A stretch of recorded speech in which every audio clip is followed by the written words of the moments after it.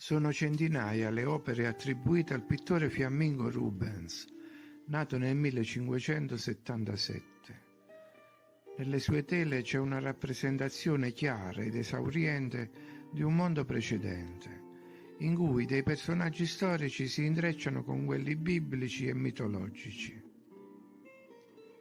Le scene ritratte da Rubens si potrebbero definire a prima vista incredibili, nel senso di inventate, ma risultano allo stesso tempo vere, poiché gli elementi dei suoi quadri, soprattutto gli sfondi e gli oggetti di corredo, trovano conferma non solo nelle opere di altri autori come Van Dyck, ma soprattutto nelle opere reali conservate nelle chiese e nei musei, così come nei siti archeologici.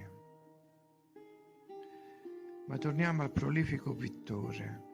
Sono particolarmente interessanti alcune scene, sia per l'accuratezza della descrizione che per i manufatti rappresentati, che trovano, come già detto, precise corrispondenze nella realtà. Come primo elemento caratterizzante di tutta la serie di dipinti abbiamo il simbolo della spirale, che compare in quasi tutte le tele.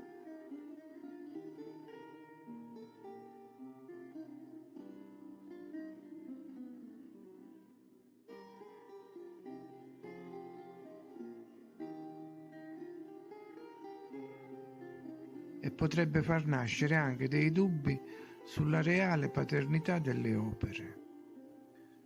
Ci sono le rappresentazioni delle specie o ibridi precedenti, specie descritte in ogni cultura, quindi probabilmente essere realmente esistiti e poi estinti. Gli angeli, i fauni, i serpenti. Subito dopo abbiamo le colonne, quelle ritorte come si trovano a San Pietro e sorreggono il baldacchino. Queste ultime sono attribuite al Bernini e furono costruite nel 1624, ma erano già state rappresentate in questo dipinto che risale al 1620. Altre colonne sono addirittura simili a quelle dei templi indiani. Manca fra quelle preservate la tipologia delle colonne fasciate. Di che materiale era l'aggiunta? Era una lega, ferro forgiato a misura e poi bullonato. Forse non ci sono più perché troppo difficili da spiegare. Subito dopo le colonne saltano agli occhi per la loro raffinata eleganza le armature. Non possono essere opere eseguite da piccoli artigiani, sembrano modellati in una lega sconosciuta. A volte sembrano una seconda pelle cucita addosso, quasi come il latex.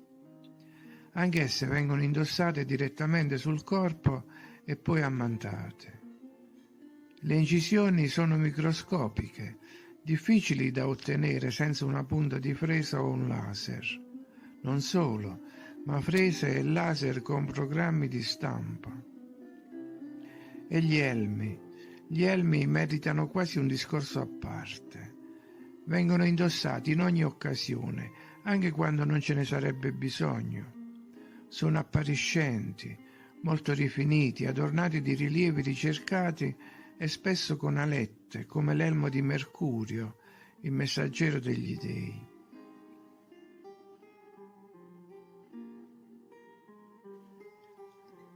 A volte con folte criniere, con fili che oscillano nell'etere. Forse non erano semplici copricapo salvavita, ma dispositivi in qualche modo legati alla levitazione.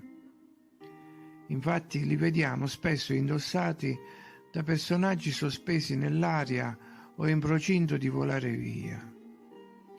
Insomma, sono in troppi a volare per essere delle semplici invenzioni pittoriche. Del resto, esseri volanti erano già stati rappresentati nel passato, anche nelle pitture rupestri, come queste in alcune grotte del Brasile. E poi gli scudi. Da cosa proteggevano? Perché li troviamo sempre in bella vista? quale energia emanavano dalla punta. Alcuni vengono mostrati con grande riguardo. Molto interessanti sono anche i dispositivi impugnati, ricordano i Vajra indiani o le folgori di Zeus. Probabile che fossero risonatori con cariche di energia. E veniamo alle lunghe collane. Queste vengono indossate anche dalle dame e le perle somigliano ad accumulatori trasparenti già visti in altri dipinti. Sia gli uomini che le donne poi sfoggiano preziosi colletti con ghirigori molto articolati. Ricordano le forme cimatiche di alcuni templi. Potrebbero essere parte di un complesso sistema risonante a scopo di comunicazione, insieme alle speciali collane e i ciondoli specchiati. Oppure gli specchi convessi di alcuni frontoni. Di altri oggetti ritratti con minuzia e ricchezza di particolari si può pensare che siano artefatti tecnologicamente avanzati di cui si è persa traccia e di cui si può solo intuire la funzione. Un quadro d'insieme comunque può essere delineato e molte cose possono essere spiegate se analizzate con mente aperta, tenendo conto che il contesto ambientale, fisico, morfologico e biologico di quel periodo è diverso da questo attuale. Per esempio, in questa grotta ci sono conchiglie incastonate dappertutto.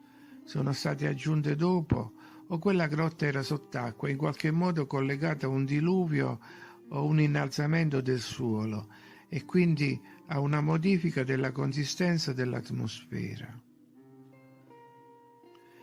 In conclusione, quelle che appaiono a prima vista come invenzioni artistiche credo che siano in realtà descrizioni di perdute conquiste tecnologiche.